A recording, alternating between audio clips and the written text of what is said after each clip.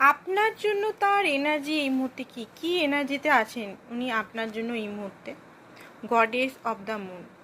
দেখুন, এই মুহূর্তে আই থিঙ্ক আপনাদের মধ্যে কথা বলা হচ্ছে না।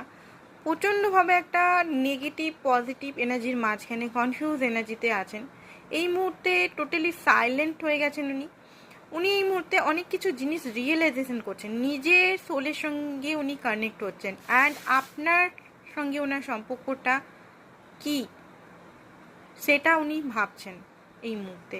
অ্যান্ড সেইটাকে উনি কি করব, ভবিষ্যতে কি করব, সেই জিনিস নিয়ে উনি খুব সাইলেন্টলি ভাবনা চিন্তা করছেন, খুব সাইলেন্টলি। সেটা আপনাকে হয়তো জানাতেও দিচ্ছে না। এই মুহূর্তে একটা ব্রেক সিচুয়েশন আপনাদের মধ্যে হয়েছে। উনি নিজের মধ্যে এই মুহূর্তে নিজেকে তালাশছেন, নিজেকে খুঁজছেন উনি, আর নিজের মধ্যে শক্তি অর্জন করছেন যাতে রিলেশনটা আবার উনি ঠিক করতে পারেন। Thank you so much.